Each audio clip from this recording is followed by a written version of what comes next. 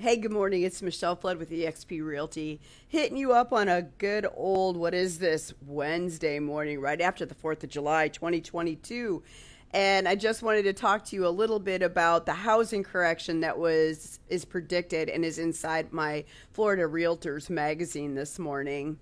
The thing is that I really just get chapped when I read a lot about what they say about the housing correction that's coming. And this is from Moody's. And they're saying that there's a housing correction coming, but no crash.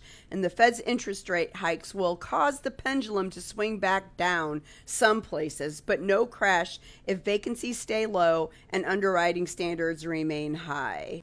So just like the rise in home prices and the selling frenzy that went on last year and all last summer, the government created that.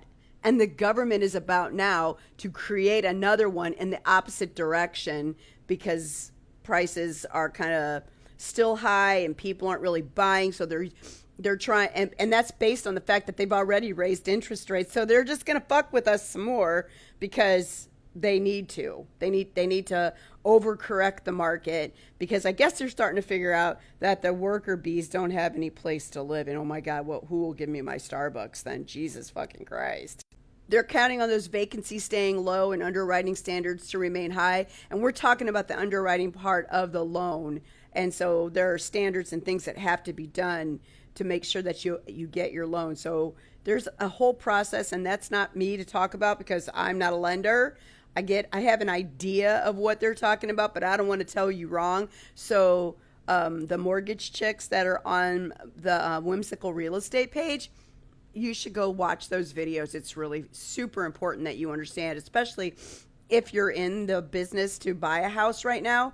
And even if you're not, I've always said, and I still believe, that real estate makes the world go round or it makes it crash. So especially whatever we do in the United States until we become a fascist country will affect what happens around us, around the world, and what other economies will look like. So this says New York's Moody's Analytics chief economist Mark Zandi predicts that the latest Federal Reserve interest rate hike will cause a housing correction across the United States, but there won't be much of a housing crash.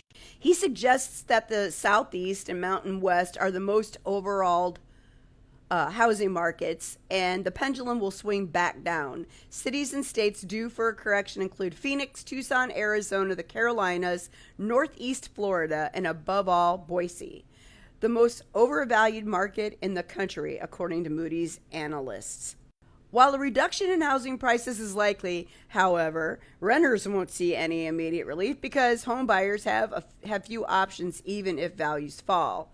Well, yeah, because they paid more for their properties than really what they were worth. And as prices begin to adjust, that doesn't mean shit to the person that has to pay that mortgage back every month. So if they got a big giant mortgage and they got a big giant payment, even if rents around them start to reflect what they should be, those houses and what they paid for them, they're not going to drop the prices right away until they go under. And then those houses will go on the market as REOs, real estate owned by banks and whatever, or the hard money lender that they borrowed the money from. And then all these people, Home Light and Open Door and all that stuff, will go out of business. And then they'll file bankruptcy, regroup, and come right back and do it again in another 10 years when they reset our income again. It's a really big fun scam that we keep allowing to happen because we keep voting the same fucking people in over and over again and expecting a different answer. I love politics, don't you?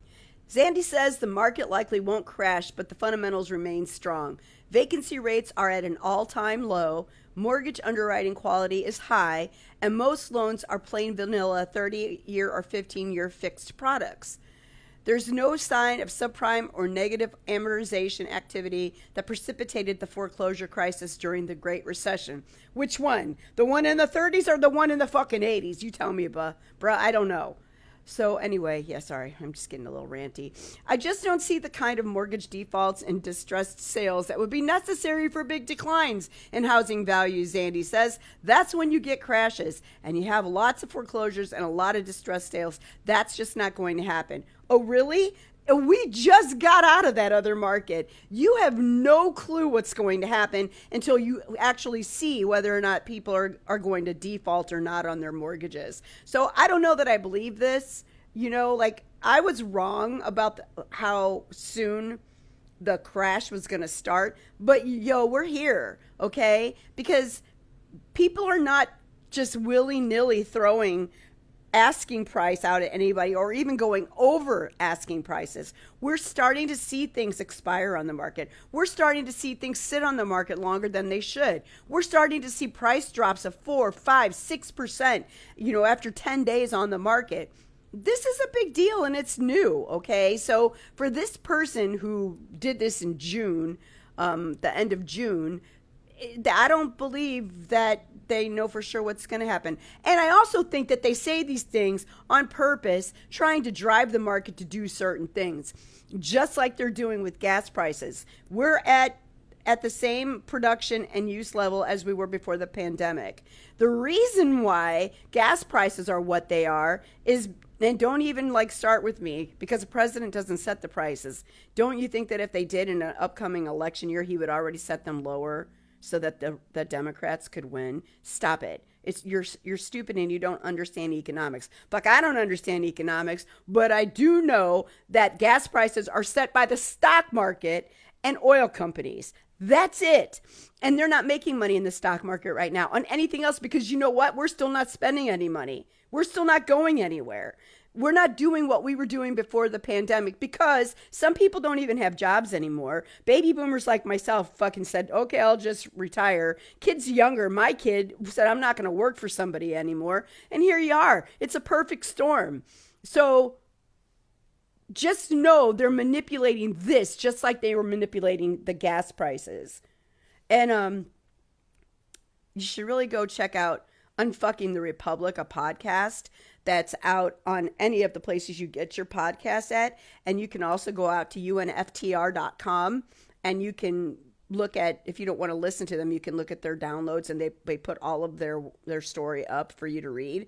It's a really great podcast. You guys should go check it out. And it will teach you about what's happening and how we actually got to the place we are right now in politics. And it stops the divide. You understand that we're all getting screwed. Not just Republicans, not just Democrats, not liberals, not socialists. Everybody's getting fucked by what's happening with our government and how our officials are corrupt and getting paid by the same corporations that are screwing us, by Wall Street that's screwing us, because they're all getting paid to do what they do. All news is fake news unless they are publicly sourced by people that they fundraise from. If you see any commercial on a news, then those are the people that are paying them for their talking points. They're not telling you what's happening. They're telling you what those people want you to think. I know, I ranted. I'm done. Please visit my website and my YouTube channel. Peace. I gotta go to the gym. Bye.